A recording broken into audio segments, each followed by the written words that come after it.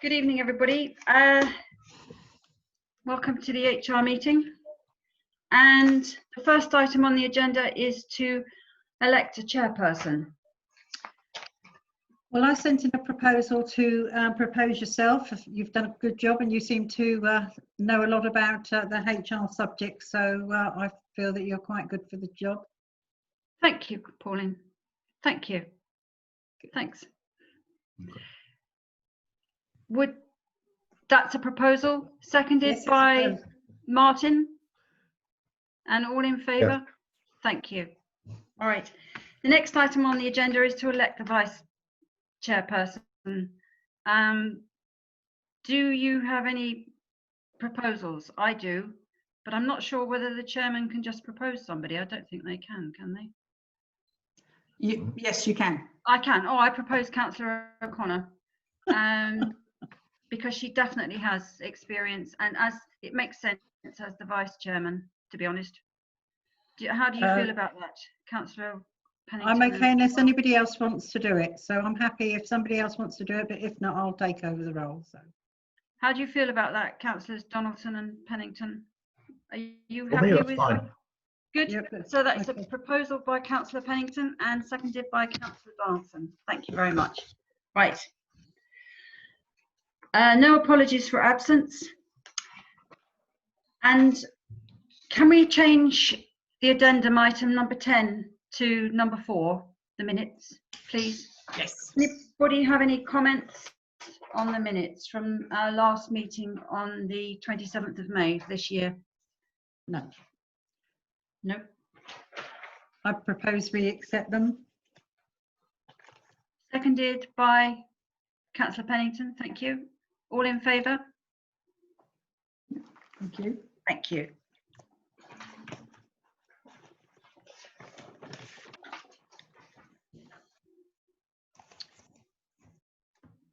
Do any members have any interest, pecuniary interests, relating to the following agenda items? No? Right, we'll move. No. Agenda item number 5, the policy reviews. Would you like to talk us through this, please? Yes. Thank you. So you'll see that we've got 4 policies that we're reviewing this evening. So the first one I've got on the list is the website policy. I did highlight in yellow the proposed alterations for this. It's just to bring it up in line with the new regulations that are coming in on the 23rd of September. So I just thought that actually clarifies on the website policy for us. I am still working with Hugo Fox on getting the accessibility function operational, and they assure me that it will be done in August. So I will be keeping a close eye on that. Hello. Also, it does indicate now the website privacy and use policy, which is part of the Hugo Fox site setup, and it gives the link to that as well. So I thought that's quite important to have that clearly marked. And also the data privacy policy is the hosting partner, Hugo Fox organisation. The link shows you where you can find that as well. So it's really just to bring us up to the new regulations, the website policy. So that's that one. Did you want to comment on that before I go to another one, or? Does anybody have any comments? Not on that one. No. No comments? No, thanks for that, Jill. Oh, Councillor Pennington. I just wondered how what the extent of this policy is. If there are specific areas of council work that might want to set up their own website, which might be desirable, I assume that the policy would apply to those also.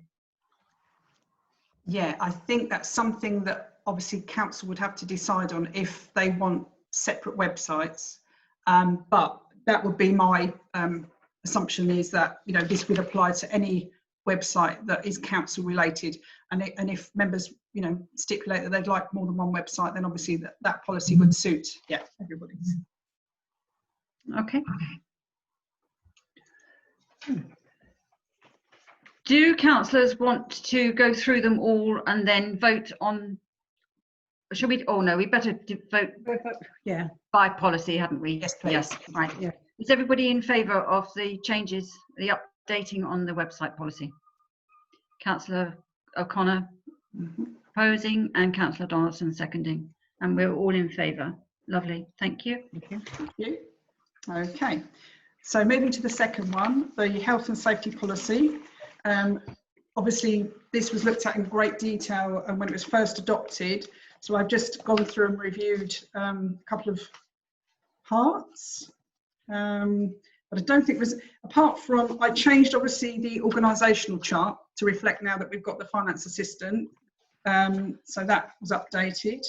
Other than that, the actual content is still very relevant to us. And I've just added in the end, there's a section about national local emergency, including pandemics. So I just thought that really should be in the health and safety policy.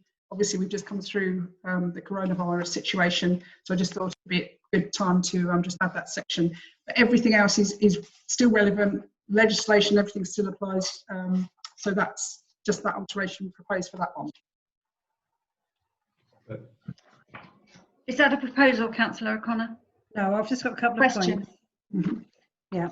ahead. I've just, I had two ones that was coming up. Page 4, where it says the providing information, instruction, training and supervision for all employees. We've missed that equipment because we do buy, you know, we do supply different equipment for them. I couldn't see it anywhere else, so, you know, maybe I've missed it.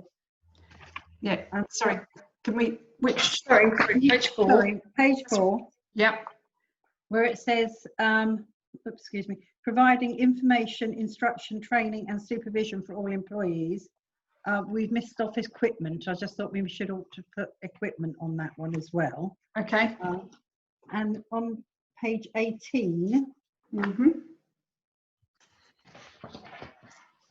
page 18, Yeah. okay, this obviously comes from working where I work. The arrangement for pregnancy, you've got pregnancy is not an illness, although pregnant women can often be ill. So I'm actually saying we should actually say pregnancy is not an illness, although pregnancy can often cause illness, because nowadays we can't differentiate between male and women being pregnant. Yes. And the other one is the other thing that says when female employee declares she's pregnant, we just need to say when employee declares they're pregnant, because obviously it doesn't cover transgender or. Yeah. So I just thought we ought to take the word and become generic Yes. Thank you. to fit with policies. So I don't know if everybody's in agreement with that. That was my only things. Do councillors have any comments on that? Councillor Donaldson. Yeah, I agree with that. That it should be gender neutral. Okay, brilliant. Yeah. Okay, so if there's no other comments, I propose we accept that one. Seconded. Councillor Pennington, thank you. And is everybody agreed? Yeah. Thank you. Thank you. Okay. And are we all agreed that that was right? That was agreeing the whole policy, wasn't it? Or I got the impression we were agreeing that last alteration, but we were agreeing all the alterations. As far as I'm concerned, the policy is agreed with that alteration. Yes. That's good. Thank you. Thank you. Okay, so the third policy on the list is the volunteer policy. Again, I reviewed this because it's fairly newly adopted. It's not an old policy. Had a look through all the items about safeguarding to make sure that's all up to date.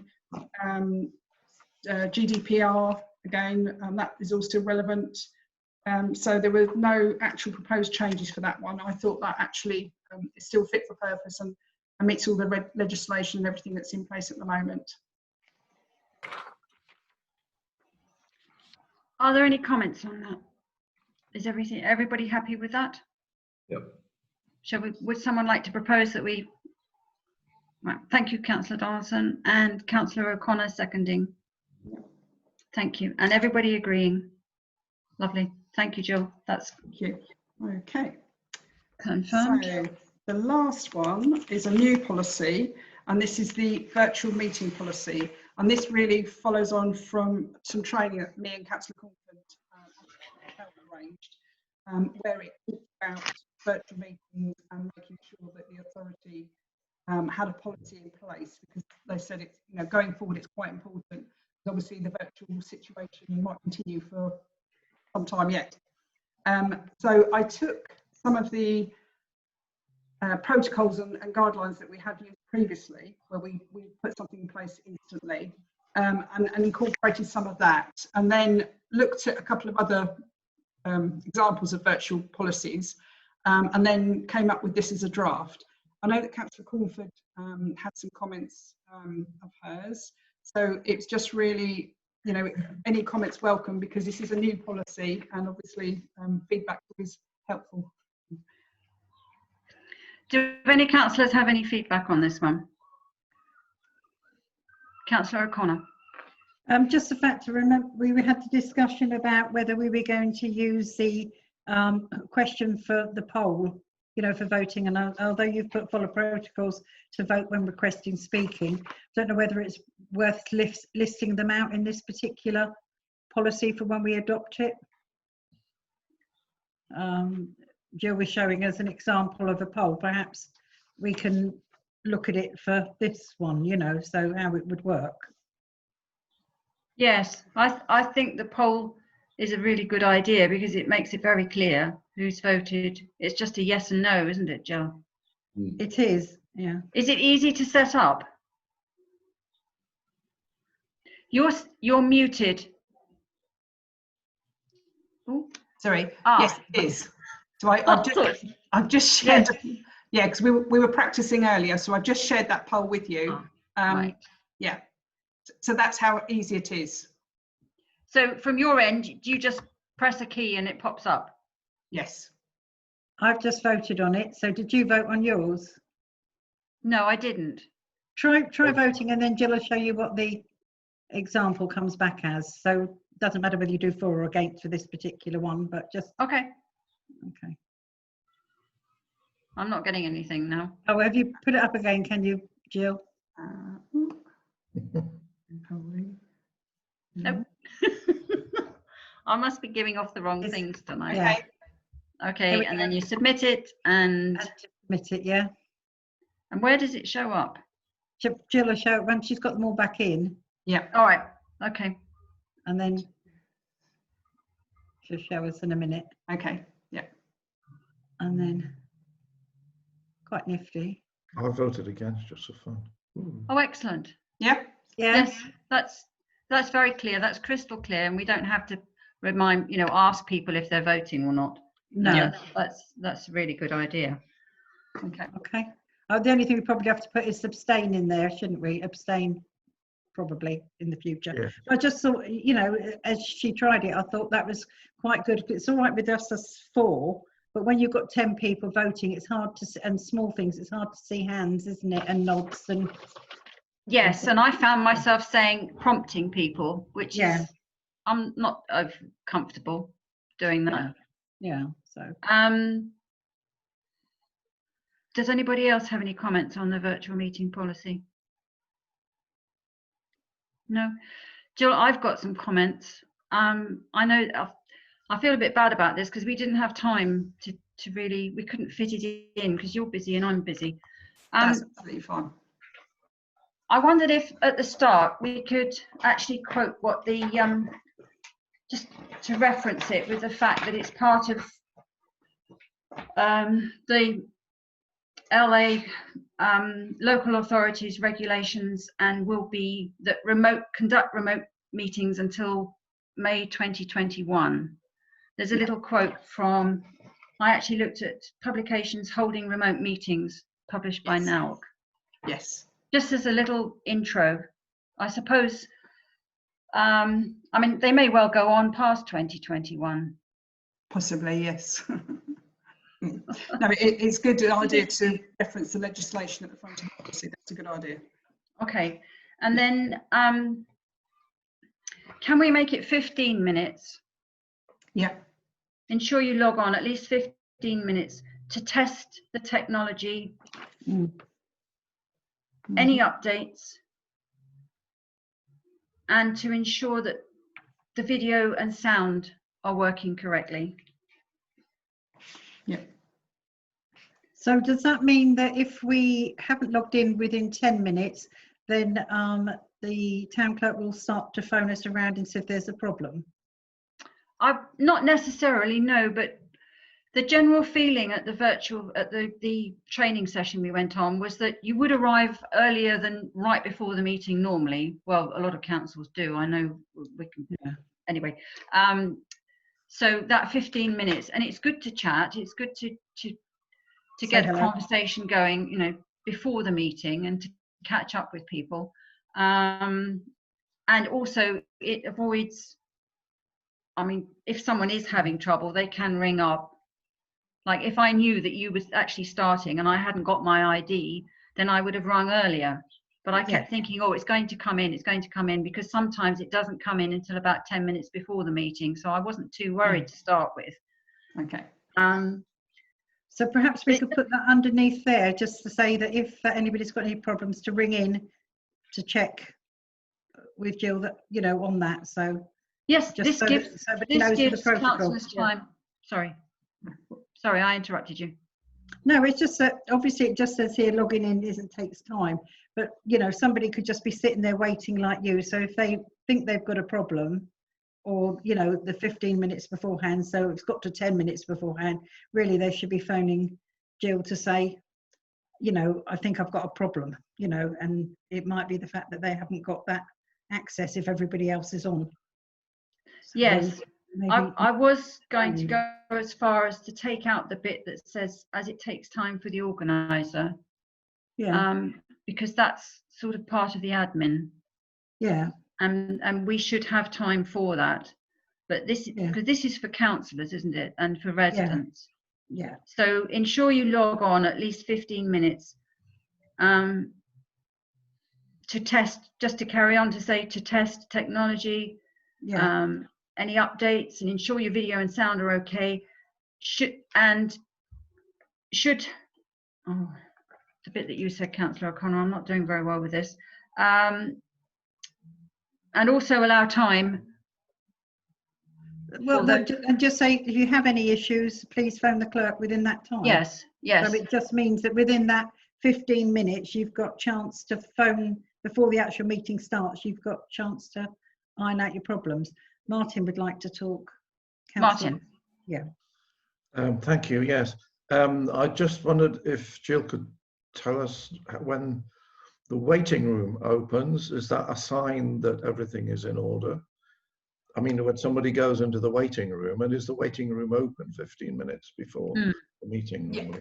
Yeah, so I'm normally here at least 15 minutes before the meeting starts. I log straight into Skype, to Zoom, and it comes up with the waiting room, and it tells me as soon as somebody's waiting, so then I know that you're logged in and I can just admit you. Yeah. Because am I right in thinking you don't actually have to be visible whilst we're all sort of chatting and waiting for the meeting to start, do you? No, I don't. No. No. Would that be easier? Yeah, I mean, if I'm sitting here, I can be doing emails while I'm sitting here, so it's not really a problem. But I don't have to launch the video. I could be allowing you in the waiting room and not, you know, I could be on mute, not have my video on. That's yes, but we would have ours, so we could chat. Yeah, yeah. That sounds good. And I suppose the wording is to allow for Issues to be resolved. Yes, thank you. For any connection issues to be resolved. And then the second one is, I would say, ensure you are visible and the background is not cluttered.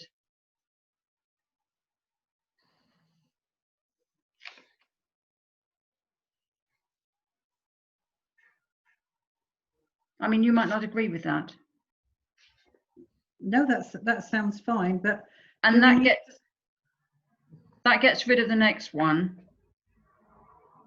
I'm not sure about sitting straight upright. throughout the meeting. What do you think? Councillor Pennington. Thank you. Yes, my concern about the background is usually that there's nothing distracting in it. I'm not quite sure what cluttered means. As far as sitting upright is concerned, yes. I don't know exactly what that means. You can lean back sometimes, particularly if it's a 2-hour meeting. One is almost tempted to change position every 10 minutes. It just seems sensible to try and combine those two, because the less there is to read, Yeah. the more you get across in a way. Yeah, I think, you know, I happen to have got this table I can sit at, but not everybody has a table they can sit at in their homes. You know, some people haven't got one, they may only have an armchair and they have it on their lap. So it's just really to make sure that you're visible and sitting so that you could be seen rather than sitting upright, I think. You know, so, you know, because we can't really dictate they can't sit on a hard chair sitting in front of a, you know, on a desk if they haven't got that kind of equipment. So I think, you know, sitting up so that you're visible, you know, on your laptop so that people can see you. So we can just condense it into ensure you are visible and your background is not distracting. Sounds good to me. Everybody else all right? Yeah, that's fine. So those two first ones, that they remove the ones that begin, be aware of your surroundings and position yourself. Yeah. And also we could eliminate the check with other participants, because that's covered by the first one. Because, you know, that 15 minutes, we've got all our technology, video and audio sorted. True. And then obviously we go on, follow protocols about how to vote. Yeah. And request to speak. Oh, can we put in there, it's you've got it during the meeting, Jill, but mute from the start. Because, I mean, we had, what did I have? I was at a meeting and somebody had a dog barking outside, which was really quite distracting.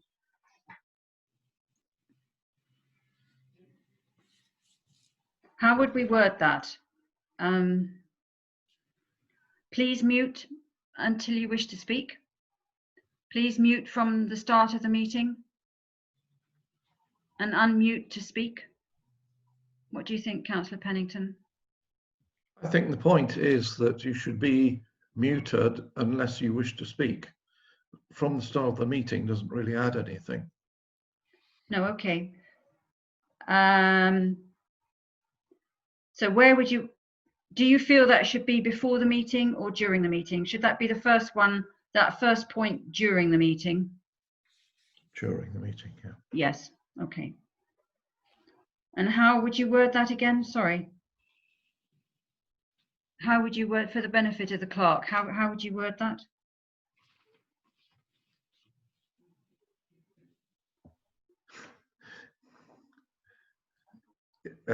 You said you didn't like from the start of the meeting. On my screen, you are muted.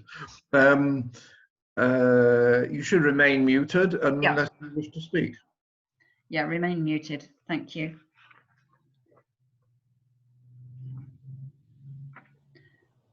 Yes, I felt that should be the first one during the meeting, Jill. I hope that's okay.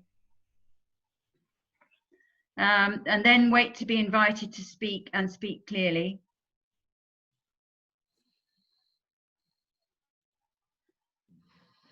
Then to make sure everyone can contribute. Does anyone else have any comments on this? Because I seem to be doing all the talking. I think the first one that you've got there, each item should contain a summary at the conclusion. That should come further down.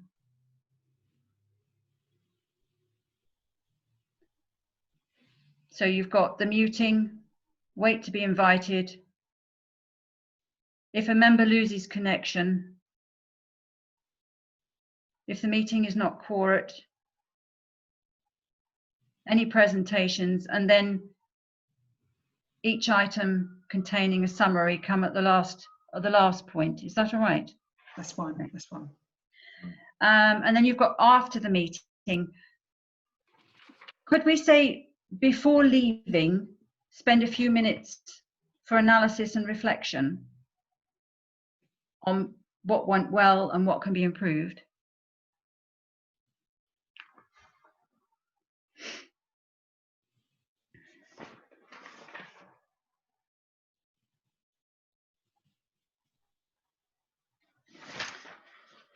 And then just moving on, the remote public participation, could we have that identity one first? Any member of the public who wishes to attend the council meeting must provide their name when joining the virtual meeting before being admitted to the virtual waiting room by the clerk. Because that's a real definite, because we talked about this on the training. Because one clerk had people joining who were just listening. There was no video, no audio. They were just listening, weren't they? And she found that quite uncomfortable. There was no name, was there? No, that's right. She said it just came off the iPad.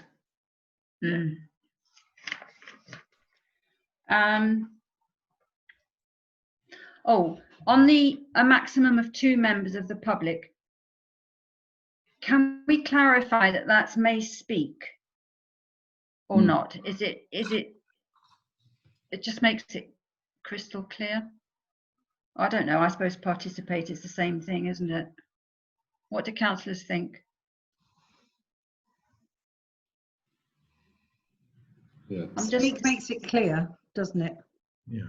Well, that's what I thought for everyone, because at the training, one council had gone from like 4 or 5 members turning up to 80 coming online, which is really good. But it's about speaking. Oh, and we have you. I didn't see anything about documents being available on the Zoom. Seeing documents. No, I haven't put anything about the documents being available. I mean, that I can put that on as well to make sure they're available on the website. That's what I'd have to have in place. Yeah. Okay. And then just finally on the laws of libel and slander, there's just a little typo, Jill. Ban, not that. Sorry. But thanks. I mean, this is really good. I said that. Oh, deaf residents. We're going to have to think about that, aren't we? Yes. It came up at the training. Yes. Yeah. Councillor Pennington. Oh, sorry, I wanted to mention something different. Just I noticed in general that participants tend to be off screen for 2 or 3 minutes much more frequently than they would be if they were sitting in a room. And this is a bit awkward for the clerk when she's doing the minutes as to whether to record that as an absence or not, I think. And I think the general practice is just to ignore it. Yeah. But it is just something, of how many months experience have we got now? About 4. There's something I've noticed.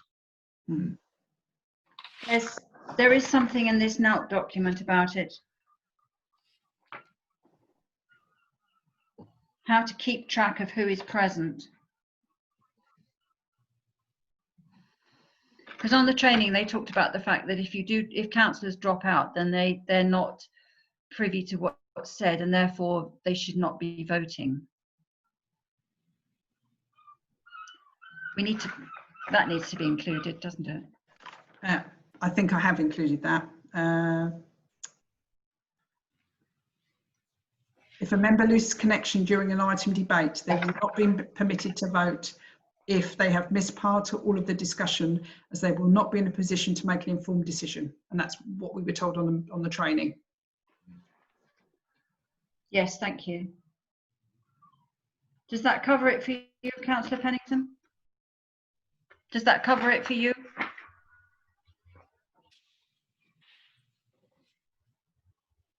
You're muted. Yes, thank you. Okay.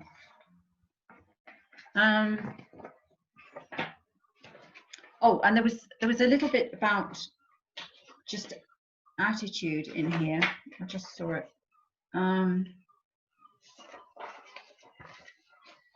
Oh, mind you, we've covered it at the very start about the required standards of behaviour and discussion being the same, whether remote or face-to-face. You've included that, so that's fine. And they're difficult times and we need to be respectful and compassionate towards one another. All right. Thanks, Jill. Thanks. Is everybody happy with those changes? Jill, I mean, we're supposed to go, to clarify what we've done, but there's quite a lot there. So I'm just going to say, are you happy with how we've expressed it? And you've been able to make the minutes? Yes, that's fine. I've made all the notes of all the changes that you've spoken about. Yes. Okay. All right. Thank you. Would someone like to propose the changes made to the virtual meeting policy? Councillor Donaldson, thank you, and seconded by Councillor Pennington. And are we all in favour? Yes, thank you. Right, that's the policy update. The next one is item number 6, the Procedures and Publication Scheme Review. Jill, I've said enough for 2 weeks. Okay, so the first one, the complaints procedure, this hasn't been looked at since 2018. So I've again highlighted the extra sentences that I'm proposing that are added. I've looked at a couple of other complaints procedures, including the district councils as well, just to make sure that there's nothing, strikingly that we have overlooked. I think this is a good sentence to include. The town council operates according to law, statutory regulation and best practice. So that really sort of outlines to people thinking about making a complaint, how the foundations of how we work. And then in the section number 1, I've added that the standard of evidence is high, as such evidence may need to be presented at a court of law. Hearsay, rumour and opinion is not admissible, and attempts to misuse the council's complaints procedure to pursue a personal agenda will not be tolerated. I thought that might be something that we want to include. Obviously that's for members to decide. It sounds quite a strong statement, but I've seen it on other complaint procedure. And then on the other side, on section 4, the town council is committed to ensuring that all people are given full and equal access to the complaints procedure, which I think again reinforces the fact that we're saying on this procedure that we'll accept a telephone call, in person, in writing or email. And then section 5, I've just reinforced that really. So if this is not possible, the town clerk will try to acknowledge your complaint within 5 working days, stating when to expect a response. So I thought that just makes it clear to everybody that when I do respond, it will be, letting them know when they can expect a response.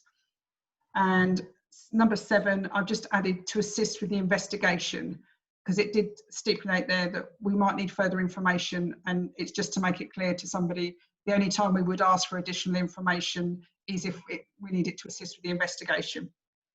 So that was just a couple of additions for that procedure. Do you want me to go on to the publication scheme? Yes, because they're together on the agenda item. So Yes, yeah. Please, thank you, Jill. Okay, so again, it was just reviewing the publication scheme. In the section where it says about our priorities and how we're doing, I've just added, obviously we've got the town council forward plan now, which is quite a nice document that's on our website, and also the community emergency plan. So it's just pointing really to those 2 plans that we've got. We've got some additional policies, obviously, since this was last reviewed, privacy policy, volunteer policy and health and safety policy. Services that we offer, I've just updated that to include, obviously, facilitating the business forum, the feed bank donation point that we still do, the recycling schemes we offer, and defibrillators in the community, because you're probably aware that we've got our 2nd defibrillator out on Sea Road in the cabinet. So that was just to update the publication scheme in line with what we've got in place so far. Thank you. Thank you, Jill. Do councillors have any comments on that? Nobody? Would someone like to propose that we accept? Thank you, Councillor Pennington, and seconded by Councillor O'Connor, and we're all in favour. Thank you for your work on that, Jill. And I will remind everybody about the defibrillator in my email at the end of the week, which I forgot. Very good at forgetting. Sorry about that. Next item, number 7, the training budget report and training requests. And that the extra NALC training that came in today, that's interesting. Yes, it is. It is. So this is. Well, just had it a moment ago. So I thought it'd be a really good idea to bring you up to date with obviously the budget that we spent so far on the 3 courses.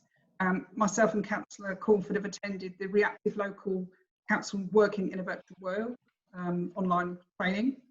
And then I've booked for the website accessibility regulations that's coming up at the beginning of August. So that gives us £150 of the budget we spent so far. Obviously, for this financial year, we had £1,600 in total in the budget. So I'd like to request this evening the following training opportunities for myself and Chloe, the finance assistant, and also some of the members. So the first one I've got on the list is the Introduction to Local Council Administration. That's for the finance assistant. And this is the course that costs £99. It's an introduction. And I think that, you know, she's been with us a year now, and I think this would really benefit her dealing with inquiries and, you know, progressing with her career. The RBS finance system training for Rialtus. I've looked at the costings of that, it's £200.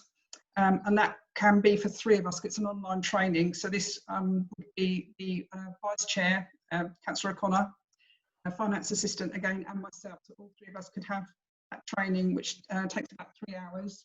And that's all online. So that's a very cost-effective way of all of us undertaking that essential training to help us with the report making and things like that with the system.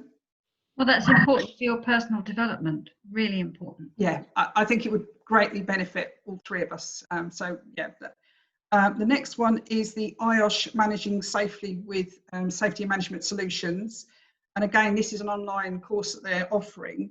I would like to propose that I undertake this training. It would help with the events, obviously, when we run our own events, keeping up to date with IOSH, who are the recognised industry safety, legislation making and safety people.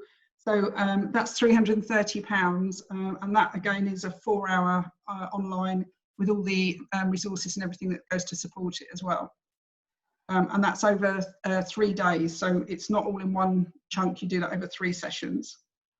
And then the last one is mental health first aid. This is with Changing Minds, the local charity in Westgate, and they offer a £50 per person for a session of training. And they're doing that as we've obviously worked very closely with them during the coronavirus situation.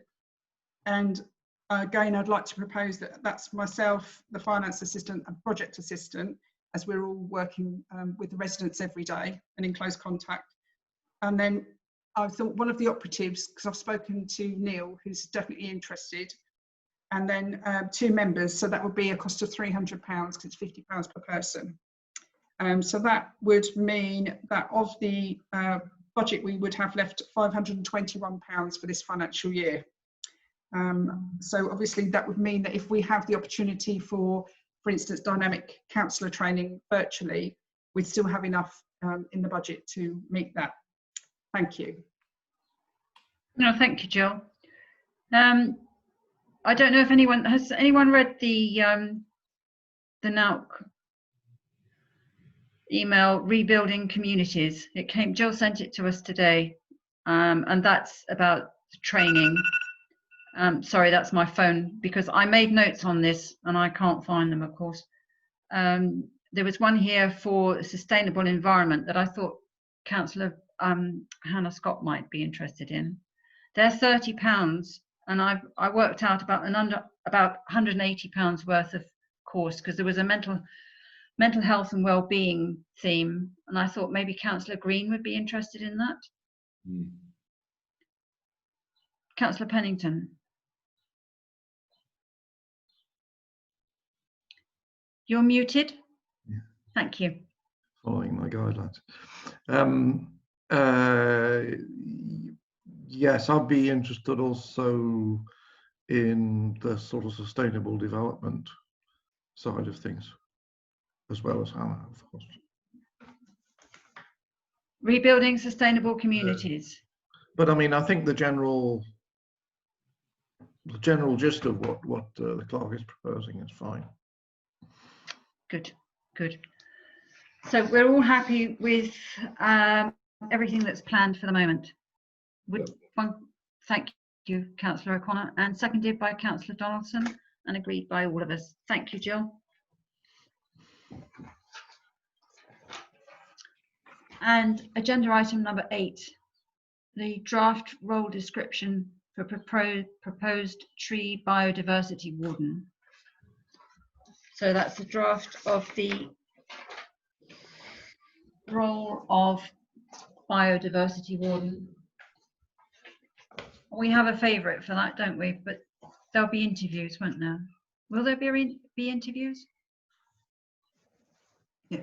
So basically, what happened when we had the resolution, it was that we would draft. I would work with Councillor Dr. Scott, which I did.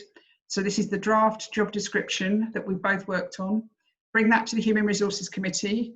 Obviously, members here debate this and either agree or alterations. And then once that's resolved, that goes to full council for them to have some input. And then if that's all agreed, then I advertise, and I would advertise on our social media, on our website, and invite people to apply. Obviously, we do know there's somebody in the area that is interested. You know, we would do an interview process if we have more than one applicant, obviously. Mm. Yes. Thank you. Councillor O'Connor. And then Councillor Pennington. Sorry, can you remind me, is this paid or unpaid? This is totally volunteered and not paid, but there would be potentially expenses. That's, yeah.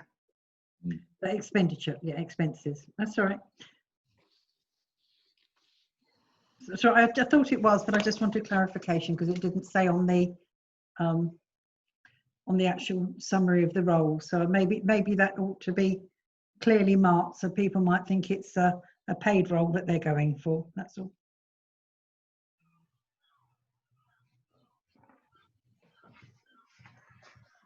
So potentially, could it be more than one person?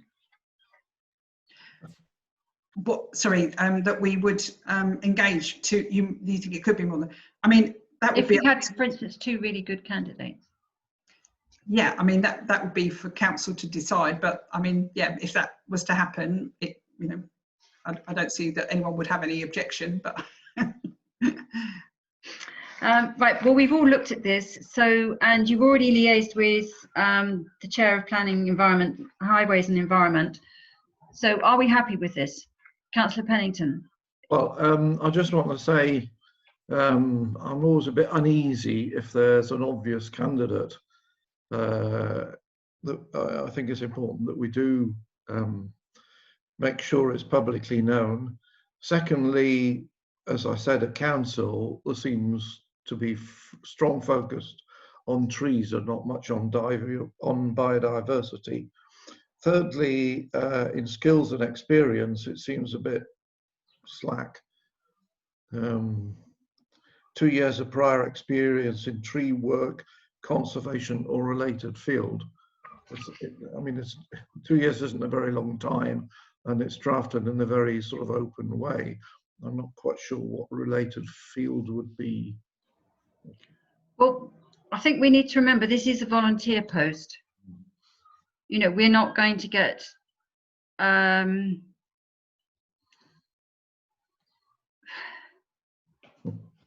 professionals.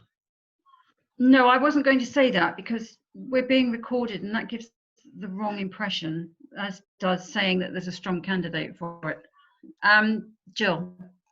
I mean, we could have, you know, degree level or similar experience preferable. We could say preferable, but we're not actually stipulating. Yeah.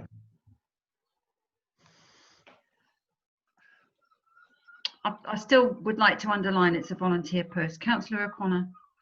I'm sure if by having a degree post will exclude somebody who may have had years of experience of doing this, but haven't got professional exams, that doesn't necessarily make them, you know, unattainable. No. This is a, as you said, a non-paid post, you know, volunteering post.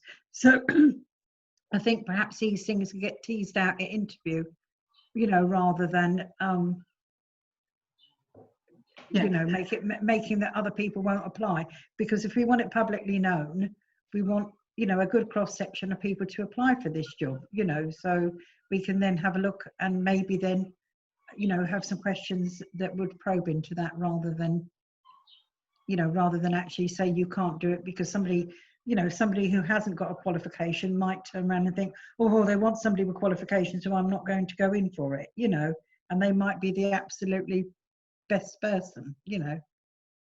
I would definitely agree with that. Yes. But we don't need to make this too rigorous. I mean, it's a start. We've actually got this far with it and people are interested. You know, we're taking action on this and it's moving along. And personally, I would vote for this. I think this is a really good start. Yeah. Would somebody like to propose that we move forward with this summary of the volunteer role? Councillor Donaldson, and seconded Councillor O'Connor. Thank you. Are we all in agreement? Thank you.